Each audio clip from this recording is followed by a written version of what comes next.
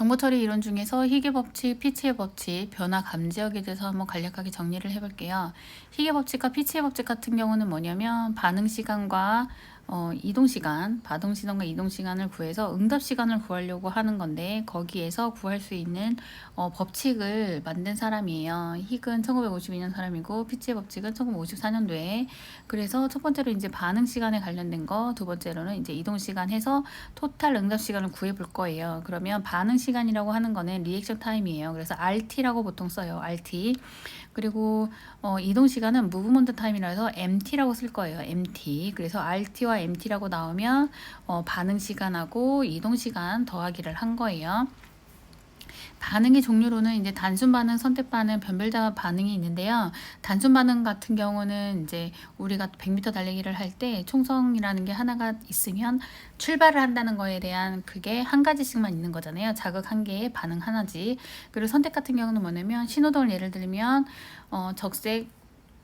적색이 있고 만약에 녹색불이 있다 그러면 사람이 정지하거나 가는 거나 두 가지 선택사항이 있는 거죠. 그래서 두 개 중에서 두 개 선택사항이 있는 거 그게 이제 선택 반응이라고 하는 거고, 변별 반응 같은 경우는 이제 불량품이 만약에 100개가 있다 그 중에서 불량품만 골라내는 거잖아요.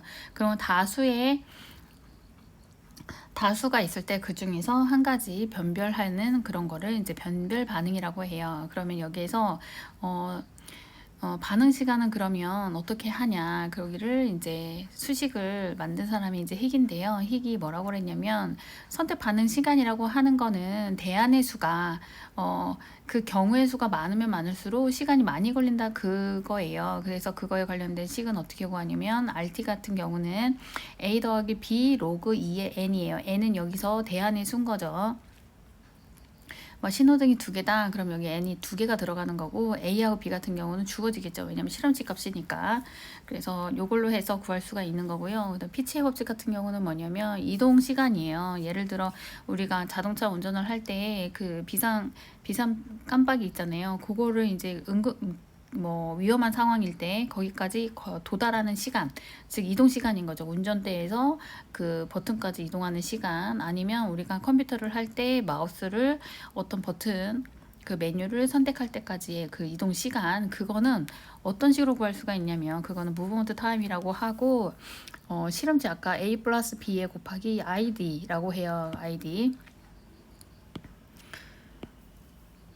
요거를 난이도 지수라고 해요. 난이도 지수. 요거 같은 경우는 어떻게 구하냐면 로그 2에 가로하고 그 너비에 그 거리를 두 배 한 거를 너비로 나눠주게 돼요. 거리 같은 경우는 예를 들어 마우스다 그러면 마우스에서 그 메뉴까지 거리를 말하는 하는 거고요. 거리. 그 다음에 그 너비 같은 경우는 뭐냐면 마우스가 예를 들어 여기 출발해서 여기를 딱 도달하는 시간에서 여기까지 나가는 요게 너비인 거예요. 요만큼이 너비인 거예요. 그래서 그게 W고 그거를 이제 거리를 두 배 한 거를 그 너비로 나눠준 값에 로그 2 한 값에 A 더하기 B 곱해서 이렇게 구한 값이 이제 이동 시간인 거예요. 그러면 결국은 뭐냐면 요 난이도 지수에 해당되는 로그 2의 2D 나누기 너비 요 값이 사실은 작아야지만 이동 시간이 줄어드는 거겠죠. 그래서 난이도 지수가 작은 값이 좋은 거다라는 말이 나오면 요걸 의미를 하는 거예요. 그래서 결국은 응답 시간이라고 하는 것은 반응 시간 더하기 이동 시간이다 이런 거예요. 그래서 응답 시간을 구하라. 그럼 반응 시간 더하기 이동 시간을 구하면 요거에 대해서 예제 문제를 풀어볼게요. 일단 XR 우리가 자동차 운전할 때 응급 상황이 발생했어요. 아니면 신호등이 있는데 응급 상황이 아니고 신호등이라고 할게요. 신호등에 예를 들어 우리의 운전할 때 경우의 수가 뭐뭐 있냐면 이렇게 있죠. 적색도 있고 황색도 있고 녹색도 있고 자회전 신호 이렇게 4개가 있다고 해요. 그러면은 사실은 그 선택 반응 시간, 그러니까 반응 시간 같은 경우는 RT 같은 경우는 대안의 수를 한다고 그랬잖아요. 그래서 n 값에 2에 2승, 그러니까 4 여기가 이렇게 들어가는 거죠. 대안수 4개. 4개 이렇게 들어가는 거고, 그거에 대한 60과 20은 주어진다고 그랬잖아요. 그래서 RT를 구했더니 100ms고, MT 같은 게 이동시간 같은 경우는 요거 AB 값은 주어지겠죠. 거기에 2D를 너비로 나눈 거니까 거리가 20cm예요. 그래서 2 곱하기 20cm에서 5로 나눈 거죠. 요 값을 나눠서 구했더니 40에 거 8이네요. 8. 그러면 3이니까 60에 그러면은 300ms네요. 그러면 그 응답 시간이라고 하는 것은 반응 시간 더하기 이동 시간이니까, 그래서 MT 더하기 RT 해주면 300 더하기 100, 그래서 400ms가 나오게 되는 거예요. 그 다음에 또 한 가지가 조금 뭐 참고로 보면, 피츠 같은 경우는 여기에 난이도 지수를 로그 2에 2D를 너비로 나눈 걸로 했지만, 이제 1992년에 4년이라는 스콧 맥킨지에서는 뭐라고 했냐면, 난이도 지수를 거리를 너비로 나눈 다음에 1을 더해줬어요. 더해준 로그 2의 값을 난이도 지수라고 했어요. 그래서 뭐 문제에서 각각 뭐 주어질 거니까 뭐 요거는 그거 참고해서 푸시면 되고, 일단 정보 처리 능력 중에서 이제 변화 감지역이라고 해서 JND라고 하는 것을 이제 정리를 해볼 건데요.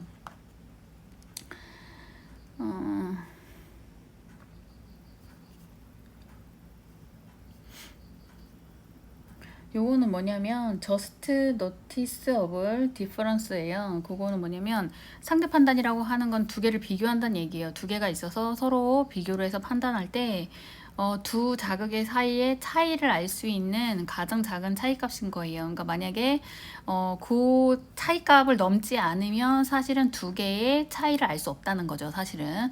그러면 예를 들어 그 변화 감지역이라는 값이 크면 클수록 사실은 우리가 감지를 더 못하겠죠. 그죠?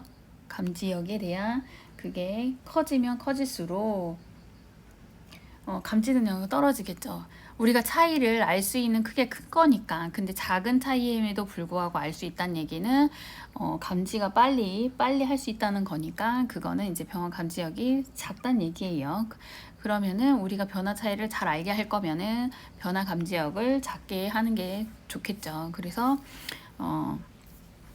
요거에 대한 개념을 아시면 되고, 실제 그러면 변화 감지역은 어떻게 구하냐, 그거는 이제 웨버 법칙에 의해서 구할 수가 있어요. 웨버 법칙이라고 하는 거는 기준 자극에 대해서, 주어지는 자극에 대해서 비례를 하는데요. 비례. 그리고 각각에 대한 웨버비가 정해져 있어요. 시각일 때는 60분의 1, 청각은 10분의 1, 무게 같으면 50분의 1, 후각은 4분의 1, 미각은 3분의 1이고요. 그러면 어떻게 보면 시각이 가장 작잖아요. 값이. 그 얘기는 변화를 가장 빨리 알아차릴 수 있는 게 시각이란 얘기죠. 그러면은 보통 60분의 1이면은 우리가 JN는 어떻게 구하냐면, 만약에 어떤 기준 자극을 10cm를 줬어요. 10cm라고 하면 요거는 시각 자극이니까 60분의 1에 10의 10분의 JND라고 해서 구할 수가 있어요. 그 얘기는 뭐냐면, JND 값은 자국의 기준 자극 크기에 따라서 비례한다라고 얘기를 해볼 수가 있는 거죠. 변화 감지역은. 그리고 만약에 휴대폰의 무게가 여기 예제 문제 있네요. 만약 휴대폰의 무게가 120g인데요. 웨버비가 50분의 1이래요. 그 얘기는 뭐에 비례한다고 그랬어요? 그 자극 주는 그거에 대한 거에서 비례를 한다라고 했으니까 뭐 굳이 이렇게 안 해도 50분의 120 해도 되는 거죠. 그 웨버비가 50분의 1이니까 JND 같은 경우는 뭐 120일 때 얼마 정도 되느냐, 요거 값을 구할 때 아까 그 기준 자극에 대한 그거는 비례한다고 했으니까 그러니까 무게 120g에 비례한다 이 말인 거예요. 위에서 세로 길이 10cm에 비례한다 그 얘기인 거예요. 그 값이 크면 클수록 JND가 커진다 요건 거죠.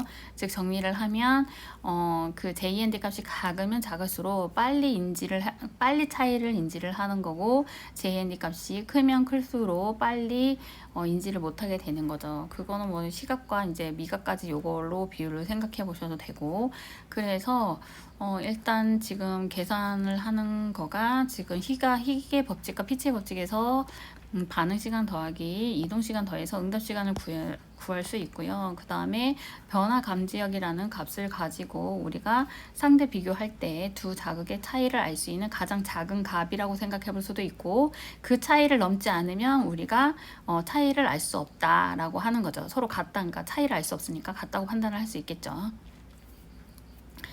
그래서 요거는 이제 또 그냥 나오면 어려워서 그냥 간단하게 이런 얘기다라는 걸로 이제 설명을 드렸어요.